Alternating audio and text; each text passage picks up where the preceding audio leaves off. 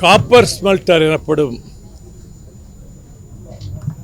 Sterlite நாசகார நச்சாலை முதலில் மராட்டிய மாநிலத்தில் ரத்னகிரி மாவட்டத்தில் தொடங்கப்பட்டு அல்போன்சா மாமரங்களை வளர்க்கின்ற விவசாயிகள் இது விஷக்காற்றை பரப்பும் என்று சொல்லி பல்லாயிரக்கணக்கில் திரண்டு உடைத்து நொறுக்கிய போது முதலமைச்சராக இருந்த சரத்பவார் காவல்துறையை அவர்களை ஒன்றும் செய்யாதீர்கள், போராட்டம் நடக்கட்டும், நீங்கள் விலகிக் கொள்ளுங்கள் என்று சொல்லிவிட்டு மறுநாள் லைசன்ஸை ரத்து செய்தார்.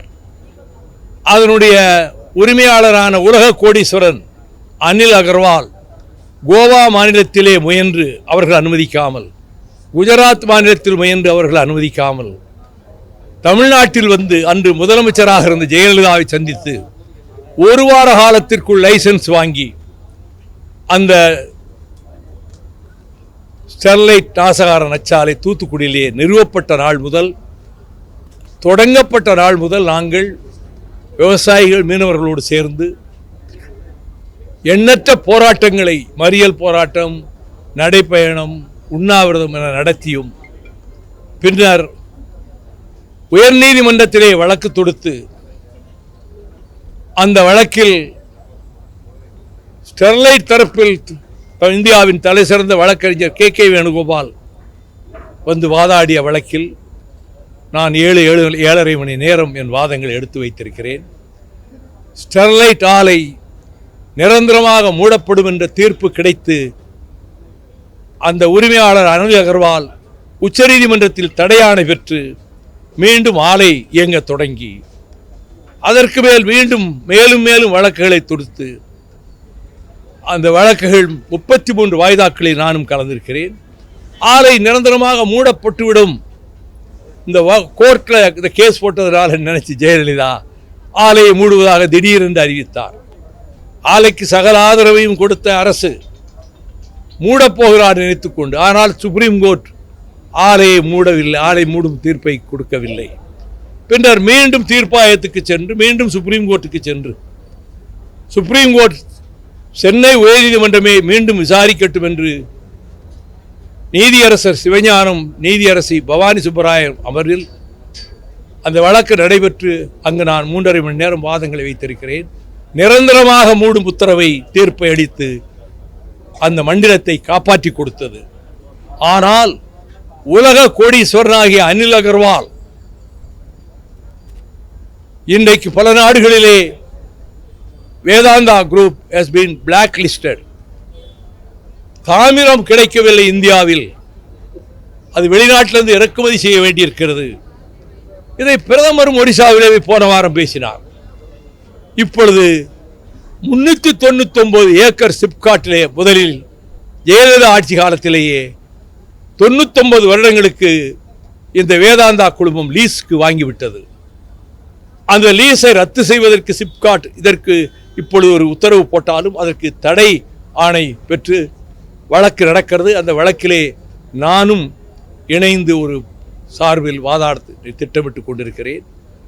இப்பொழுது அனில் அகர்வால் எப்படியாவது அந்த ஸ்டெர்லைட்டை வேறொரு வடிவத்தில் கிரீன் காப்பர் என்ற பெயரில் மீண்டும் கொண்டு வந்து நிறுவுவதற்கான முயற்சியில் ஈடுபட்டிருப்பதால் நம்முடைய முதலமைச்சர் அவர்களை ஒருவேளை சந்திக்க முனையலாம், இந்த அரசிடம் அனுமதி வாங்குவதற்கு முயற்சிக்கலாம்.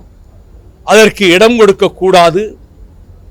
அது புற்றுநோயையும் சர்ம நோய்களையும் ஏற்படுத்தி அடியோடு 40 கிலோமீட்டர் சுற்றளவுக்கு விவசாயத்தை பாழ்படுத்துகிறது இந்த காப்பர் ஸ்மெல்டர்.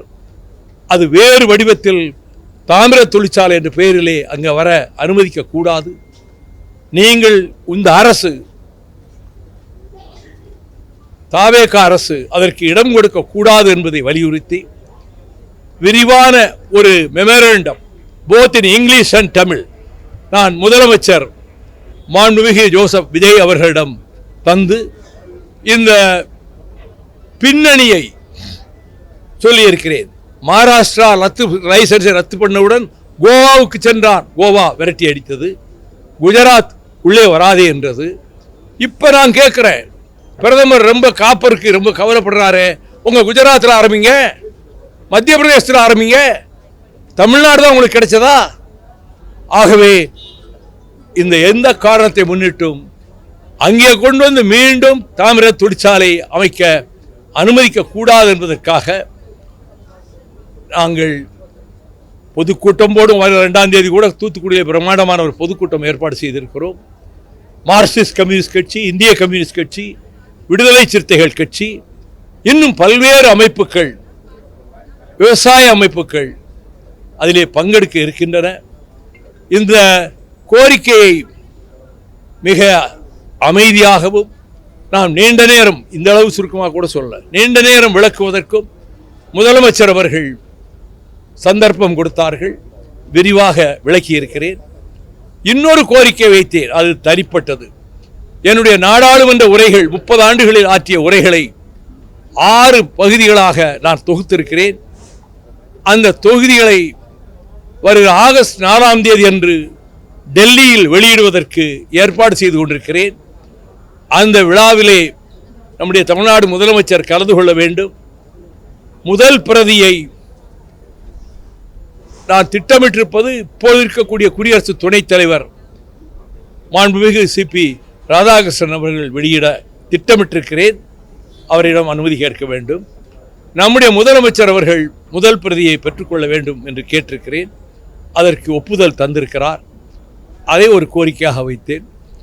இந்த இரண்டையும் எடுத்து பேசுவதற்கு நீண்ட நேரமாகிவிட்டது.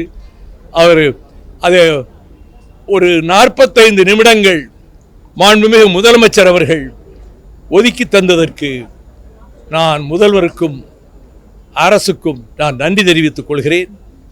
எனவே பொது நலனுக்காக, தமிழ்நாட்டினுடைய வாழ்வாதாரங்களை காப்பதற்காக முல்லை பெரியாறு பென்னிகுக் அணையை பாதுகாப்பதிலும் நீட்டினோ நாசகார தொழிற்சாலை அமையவிடாமல் தடுத்து ஹைகோர்ட்டில் வழக்கு போட்டு தடை உத்தரவு 15 வருடங்களாயிற்று நான் வாங்கி அதை தடுத்து வைத்திருப்பதற்கும், நெய்வேலி நிலக்கரி நிறுவனம் தனியார் மயம் ஆக விடாமல் வாஜ்பாயிடம் அந்த முடிவை மாற்றுவதற்கும், எனவே தமிழ்நாட்டினுடைய வாழ்வாதாரங்களை ஹைட்ரோ கார்பன் திட்டம் வரக்கூடாது என்பதற்காக, மேகதாட்டு அணையை கர்நாடகம் கட்டவிடக்கூடாது என்பதற்காக காவிரி மண்டலம் பூராவும் ஊராக சென்று கட்சியை பற்றி பேசாமல், கட்சி கொடி கட்டாமல் நான் பிரச்சாரம் செய்திருக்கிறேன். அதை போலத்தான் பொது பிரச்சனைகளுக்கு இப்பொழுது ப்ரொபோசிஸ் ஜூலிஃப்ளோரா எனப்படுகின்ற சீமை கருவேலி நாட்டு வேலிக்காத்தான் தமிழ்நாட்டையே நாசப்படுத்தி விட்டது. ஹைகோர்ட் ஜட்ஜஸ் செல்வம் அவர்கள் இன்னொரு ஜட்ஜும் இது அடியோடு அகற்ற வேண்டும், அரசே முன்வர வேண்டும், நீதிபதிகள் இதை கண்காணிக்க வேண்டும் தீர்ப்பு கொடுத்தார். நீங்களே அதை செய்யலாமே என்று என்னிடம் கேட்டார். நான் அந்த வழக்கு தொடுத்ததால் நான் அப்பொழுதே பல ஊர்களுக்கு சென்று, பல மாவட்டங்களுக்கு சென்று அதை அகற்றுகின்ற வேலையில் ஈடுபட்டேன். தற்பொழுதும் அதில் ஈடுபட்டு வருகிறேன். எனவே என்னை பொறுத்தமட்டில் என்னுடைய பொது வாழ்க்கையில் அரசியல் கட்சி முடிவுகள் ஒரு பக்கம் இருந்தாலும் தமிழ்நாட்டு வாழ்வாதாரங்களை காக்க வேண்டும் என்கின்ற கடமையில் நான் மன நிறைவு கொள்ளத்தக்க வகையில் நான் பணியாற்றி வந்திருக்கிறேன்.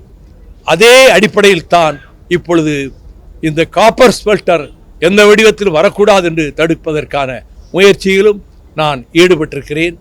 இந்த நோக்கத்திற்காகத்தான் முதலமைச்சரை சந்திக்க வந்தேன். என்ன சொல்ல வேண்டுமோ அதை விளக்கமாக எடுத்து சொல்லியிருக்கிறேன். அந்த சந்திப்பு எனக்கு மனதிற்கு மன நிறைவை தந்தது. சார், இப்போ இந்த ஸ்டெர்லைட் போராட்டம் நீங்கள் நீண்ட நெடிய போராட்டம் பண்ணியிருக்கீங்க. குறிப்பாக ஸ்டெர்லைட் ஆலை அதிமுக அரசு கொண்டு வந்திருந்தீங்க. அதிமுக அரசு அதை மூடி இருக்கு. குறிப்பாக அதிமுக அரசு எப்படி மூடிச்சு தெரியுமா? 2ஆம் தேதி சுப்ரீம் கோர்ட்ல தீர்ப்பு வரப்போகுது, மூட சொல்லி தீர்ப்பு வரப்போகுதுன்னு இன்டெலிஜென்ஸை சொல்லிட்டாங்க. அங்கே வழக்காடிட்டு இருக்குது, போராடிட்டு இருக்குது வைகோ. அந்த நேரத்தில் ஓஹோ இப்படி ஒரு முடிவு வரப்போகுதோன்னு நினைச்சு Jayalalithaa very shrewd and intelligent and Canning ரொம்ப திறமையா மூடுறதா ஒரு ஆர்டர் போட்டாங்க. அவங்க ஸ்டெர்லைட்டுக்கு முழு ஆதரவையும் கொடுத்தாங்க, எல்லா சப்போர்ட்டும் பண்ணாங்க. அதற்கு பிறகு அந்த அரசும் கூட ஸ்டெர்லைட்டுக்கு சப்போர்ட் பண்ணத்தான் செஞ்சது. எதிர்த்தது, உண்மையாக கடுமையாக எதிர்த்து போராடியது நானும், எங்கள் இயக்கமும், சில விவசாய சங்கங்களும், 1-2 மீனவ அமைப்புகளும் தான் கடைசி வரை எதிர்த்து போராடி இருக்கிறோம். எனவே அந்த அரசு முழு ஆதரவையும் கொடுத்து, லைசன்ஸ் கொடுத்தது மட்டும் இல்லை, கடைசி வரைக்கும் ஆதரவு கொடுத்தது. நாளைக்கு கவர்னர் அட்ரஸ் தொடங்க இருக்குது. நாளைக்கு கவர்னர் சட்டப்பேரவையில் தொடங்குறது. அதிமுக 2 எம்எல்ஏக்கள் கலைஞர் சீர்காழி வெற்றி பெற்றிருக்காங்க. அவங்களுடைய நிலைப்பாடு என்னவா இருக்கும்? நாளைக்கு தான் தெரியும். தொடர்ச்சியா அரசியல் ரீதியாக மிக முக்கியமாக ஒரு மூத்த தலைவர், இளம் தலைவராக முதலமைச்சராக வந்திருக்கீங்க எப்படி பார்க்கிறது? அரசியல் ரீதியாக என்ன பேசுறீங்க உள்ள? இங்க இந்த அரசு அமைந்ததிலிருந்து கமிஷன் என்ற பேச்சுக்கு இங்கே இடமில்லை. அது ஒரு மக்களுக்கு மனதை குளிர்விக்கக்கூடிய ஒரு ஆரோக்கியமான நிர்வாகம். கமிஷன், கரப்ஷன் என்ற சொற்களுக்கு இடமில்லாமல் ஜோசப் விஜய் அவர்களின் அரசு இயங்குகிறது என்பது என்னுடைய கருத்து. கடந்த ஆட்சி காலத்துல அந்த கமிஷன் ஆட்சி காலத்துல நின்று வெற்றி பெற்றிருக்காங்க. 2 எம்எல்ஏக்கள் உதயசூரியன் சின்னத்தில் நின்று வெற்றி பெற்றிருக்காங்க. அவங்க ராஜினாமா செய்துவிட்டு மீண்டும் இடைத்தேர்தல் அப்படியெல்லாம் ஒரு யூகங்களை அப்படி நீங்க தான் பேசுறீங்க. உங்களை மாதிரி பல பேர் பத்திரிகைகள்ல இந்த ராத்திரி வாதங்கள் இருக்கே கச்சேரி, அதுல கடுமையா பேசுறாங்க. அவங்களா கற்பனை பண்ணி ஏதோ பேசுறாங்க. யூகங்களுக்கெல்லாம் நான் பதில் சொல்ல முடியாது. 2 பேர் ராஜினாமா செய்ய மாட்டாங்களா? யூகங்களுக்கு நான் பதில் சொல்ல இயலாது. அது பற்றி இப்பொழுது எதுவும் சொல்வதற்கு என்னால் எதுவும் இப்பொழுது சொல்ல இயலாது. சீர்காழியில வந்து நீங்க ஓன் சின்னத்துல முதல்ல ட்ரை பண்ணீங்க. இப்போ அது அதிலே நின்றுக்கலாமான்னு தோணுதா சார்? மனசுல தோன்றதெல்லாம் சொல்லிட்டு இருக்க முடியுமா? வரக்கூடிய நாடாளுமன்ற தேர்தலோ இல்ல சட்டமன்ற 6 இடைத்தேர்தல் 6 தொகுதிகளுக்கு வரப்போது இதே திமுக கூட்டணி கூட தான் பயணம் பண்ண போறீங்களா? இல்ல இளம் கட்சியா வந்திருக்கக்கூடிய தமிழக வெற்றியாளர்களோட புது பாய்ச்சலோட நீங்க கலந்து இருக்க போறீங்களா?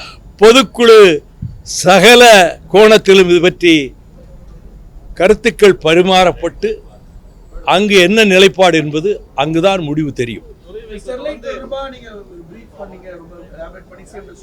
ஆமா, அவர் நல்ல முறையில் நான் சொன்னதை மிக நல்ல முறையில் உற்று கவனித்து கேட்டுக்கொண்டார். எனக்கு நம்பிக்கை இருக்கிறது அவர் இதற்கு அனுமதி தரமாட்டார் என்ற நம்பிக்கை இருக்கிறது. வெளியிடப்பட்டிருக்கக்கூடிய வெள்ளை அறிக்கையை எப்படி பார்க்கிறீங்க? உங்களோட அனுபவத்துக்கு பல வெள்ளை அறிக்கைகளை பார்த்திருப்பீங்க.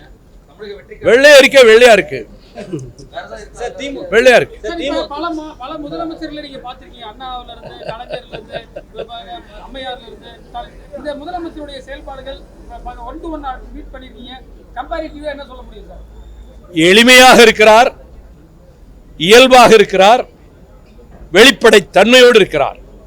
சார், திமுக கூட்டணியில் இருக்கீங்க. தாவேக்காவுக்கும் தாவேக்கா அரசுக்கும் மிக ஆதரவா பேசுறீங்க. தாவேக்கா பட்டம் பக்கம் காத்து வீசுன்னு எடுத்துக்கலாமா எப்படி சார்? நல்லது நடந்தால் நல்லதை வரவேற்பேன், அல்லது நடந்தால் எதிர்ப்பேன். இதுதான் வைகோ. திமுக கூட்டணியில் எப்படி இருக்கீங்களா?